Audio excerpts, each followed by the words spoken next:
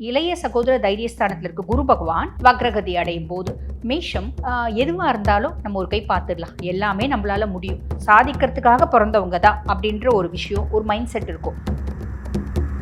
4ஆம் பாவத்தில் குரு பகவான் அமர்ந்திருக்கிறதுனால நிறைய மேஷராசி என்பர்கள் வீடு வாங்குவீங்க, கார் வாங்குவீங்க, இடம் மாற்றம் அப்படின்றது நடக்கும். நிறைய பேருக்கு தொழில் மாற்றம் நடக்கும். அம்மாவுக்கு உடல் சார்ந்த உபாதைகள் இருந்தாலும் அதில் பெட்டர்மெண்ட் அப்படின்றது கிடைக்கும். இதுதான் 4ஆம் பாவத்தில் வந்து பார்த்தீங்கன்னா. ஃபுல் ஆன் பக்தி நேயர்களுக்கு வணக்கம். நான் டாக்டர் தீபா அர்லாலன். இன்னைக்கு நம்ம என்ன டாபிக் பற்றி டிஸ்கஸ் பண்ண போகிறோம் அப்படின்னா, குரு பகவான் வக்ர பயிற்சி அடைகிறார் பார்த்தீங்களா, அந்த குரு வக்ர பயிற்சி பலன்கள் தாங்க பார்க்க போகிறோம். என்னங்க இப்போ தான் குரு பயிற்சி வந்துச்சு, கொஞ்ச நாளுக்கு முன்னாடி தான் அதிசார பயிற்சி அப்படின்னு ஒன்று போட்டீங்க, இப்போ வக்ர பயிற்சி அப்படின்னு ஒன்று சொல்கிறீங்க, ஏங்க இப்படி தேதியை மாற்றி மாற்றி மாற்றி மக்களை கன்ஃபியூஸ் பண்ணுறீங்க அப்படின்லாம் யோசிக்கிறீங்க அப்படின்னா, தயவு செஞ்சு அப்படிலாம் யோசிக்காதீங்க. இந்த மாதிரி ஒவ்வொரு பயிற்சிகளும் அந்த பயிற்சினால ஏற்படக்கூடிய இம்பேக்டும் ஒவ்வொரு ராசிக்கும் என்னன்னு நாங்கள் எதுக்கு சொல்கிறோம் அப்படின்னா, உங்களை சில பல விஷயங்களை நீங்கள் இந்தந்த விஷயத்தில் கொஞ்சம் எச்சரிக்கையாக இருங்க அப்படின்னு சொன்னோம் அப்படின்னா, நீங்கள் அதுக்கேற்ற மாதிரி பிளான் பண்ணிப்பீங்க. இந்தந்த விஷயம் சூப்பராக இருக்குங்க அப்படின்னு சொன்னால் அதுக்கேற்ற மாதிரி பிளான் பண்ணி பல நல்ல விஷயத்தை நீங்கள் வந்து செஞ்சிடுவீங்க. அந்த ஒரு நல்ல இன்டென்ஷன் தான். ஸோ அதாவது அன்னெசரி கமெண்ட்ஸ், தேவையில்லாத கமெண்ட்ஸ் அதெல்லாம் போடாதீங்க. ஓகே, பியாண்ட் தட் இப்போ இந்த குரு வக்ர பயிற்சியை பற்றி சொல்லணும் அப்படின்னா வந்து பாருங்க, இதனோட பலன்கள் வந்து 2 விதமாக வரும். எப்படி அப்படின்னா, ஃபர்ஸ்ட் வந்து பாருங்க, அதிசாரத்திலே குரு பகவான் வக்ரகதி அடைகிறார். இது வந்து பார்த்தீங்கன்னா நவம்பர் 11லேருந்து டிசம்பர் 5 வரைக்கும் கடகத்தில் அவர் உச்சம் பெற்று அமர்ந்திருக்காரு. அந்த இடத்துலயே வக்ரகதி அடைகிறாரு அப்படின்னு சொல்லலாம். ஆக இதனோட பலன் கொஞ்சம் டிஃப்ரெண்ட்டாக இருக்கும். அதுக்கப்புறம் டிசம்பர் 5லேருந்து மார்ச் 11, 2026 வரைக்கும் அவர் மிதுனத்துக்கு பயிற்சி போய், அதாவது மிதுனத்துலேருந்து வந்தவர் திருப்பி மிதுனத்துக்கே திரும்பி போயிடுவார். மிதுனத்தில் வக்ரகதி அடைகிறார். அதனோட பலன்கள் கொஞ்சம் வந்து பார்த்தீங்கன்னா மாறுபட்டு வரும். காரணம் என்ன அப்படின்னா, பாவமே, அவர் இருக்கக்கூடிய ஸ்தான பலமே மாறுது. ஸ்தானம் மாறுறாரு. அதுக்கும் மேலே ஃபர்ஸ்ட் பகுதியில் வந்து பாருங்க, அவரோட 9ஆம் பார்வை சனி மேலே படுது. அப்போ சனி மேலே படுறதுனால சனி ரொம்ப வந்து பார்த்தீங்கன்னா நல்லா இல்லாத ராசிகள் இருக்காங்க பார்த்தீங்களா, அவங்களுக்குலாம் வந்து பார்த்தீங்கன்னா ஆல்மோஸ்ட் சனி பசிஃபை ஆயிடுவார். நல்லா இருக்க ராசிகளுக்கு சனி கொஞ்சம் என்ஹான்ஸ் ஆகுவார்.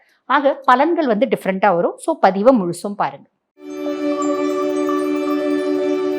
மேஷராசி அன்பர்கள், உங்களுக்கு இந்த குரு பகவான் வக்ர பயிற்சி என்னென்ன மாதிரி பலன்களை கொடுக்கும் அப்படின்னா, ஃபர்ஸ்ட் வந்து பாருங்க, நவம்பர் 11லேருந்து டிசம்பர் 5 வரைக்குமான பலன்கள் இப்ப சொல்ல போறோம். குரு பகவான் கடகத்துல வக்ரகதி அடைகிறார். அதாவது உங்க 4ஆம் பாவத்துல வக்ரகதி அடைகிறார். 4ஆம் பாவம் அப்படின்றது என்ன?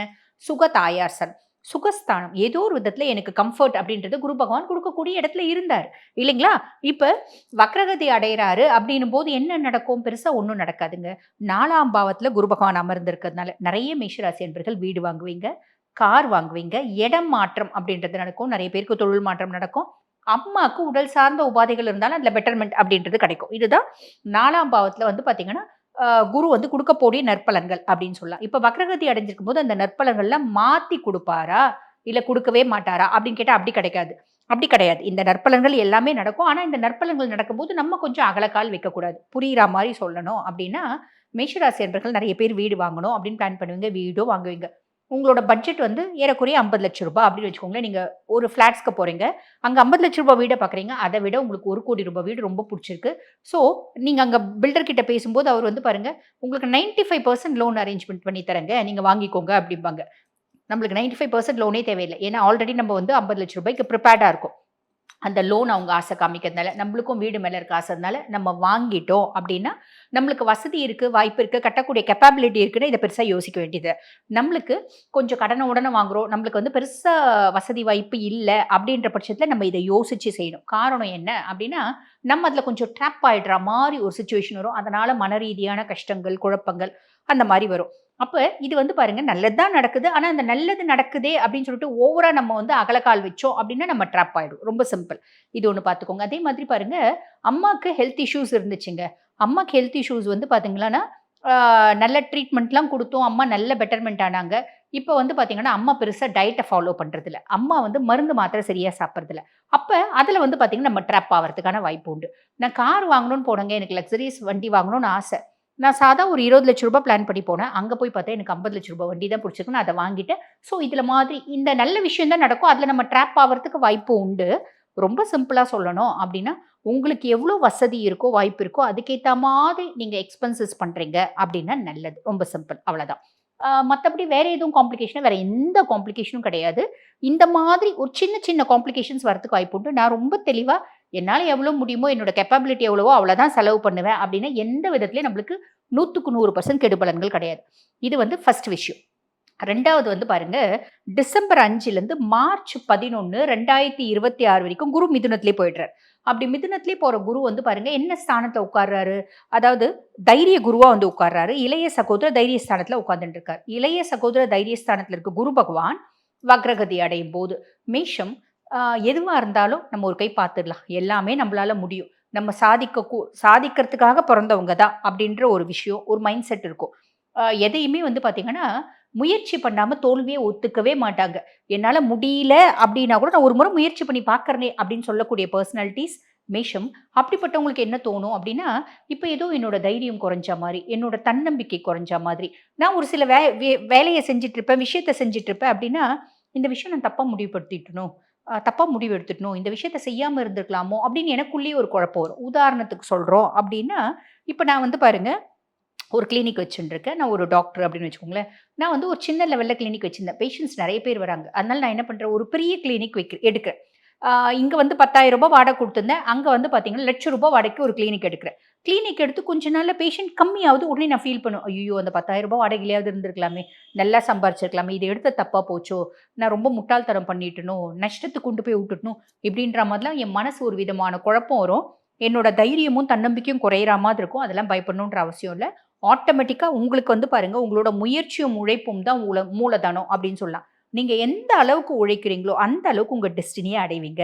ஆரம்ப காலகட்டத்தில ஒரு சில விஷயம் நம்ம செய்யும்போது, அது கொஞ்சம் சூடு பிடிக்கிறதுக்கு கொஞ்சம் லேட் ஆனாலும், சக்சஸ் அப்படின்ற டெஸ்டினி கண்டிப்பா வரும். கவலைப்பட வேண்டிய அவசியமே இல்ல.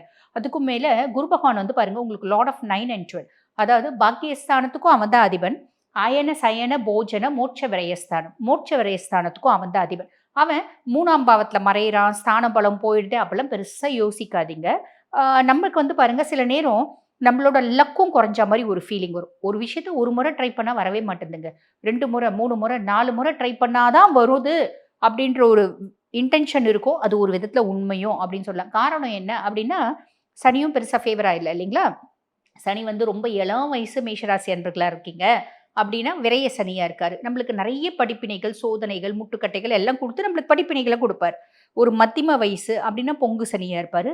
ரொம்ப வயோதிகம் அப்டின்னா உங்களுக்கு வந்து தங்கு சனியா இருப்பார். தங்கு சனியா இருக்கவங்களுக்கு கண்டிப்பா அ ஆரோக்கியத்திலயும் கவனம் அப்டின்றது தேவ. ஆன் தி ஹோல் வந்து பாருங்க, இந்த குரு வக்ர பயிற்சி எங்களுக்கு நல்லது செய்யுமா? கெட்டது செய்யுமான்னா, எந்த கெடுதலும் செய்யறது இல்லைங்க. நல்லது தான் செய்யுது. அந்த நல்லத கொஞ்சம் கம்மியா செய்யுது அப்டின்னு சொல்லலாம். ஆனா நமக்கு என்ன தோணும் அப்டின்னா, நம்மளுக்கு ஒரு இனம் புரியாத குழப்பத்தினாலயும், பதட்டத்தினாலயும், நம்மளுக்கு இன்னும் இந்த குரு வக்ர பயிற்சி நம்மளுக்கு கெடுதல் செய்யுமோ அப்டின்ற ஒரு பயம் இருக்கும். இந்த பயத்த பத்திலாம் பெருசா கவலைப்படணும் அப்டின்ற அவசியம் இல்ல. உங்க மைண்ட நீங்க ஸ்டபர்னா ரொம்ப ஸ்ட்ராங்கா வச்சுட்டீங்க அப்டின்னா, இந்த குரு வக்ர பயிற்சி மேஷராசி அன்பர்களான உங்களுக்கு நல்லது நடக்கும். நல்லது மட்டுமே நடக்கும். வாழ்த்துக்கள்.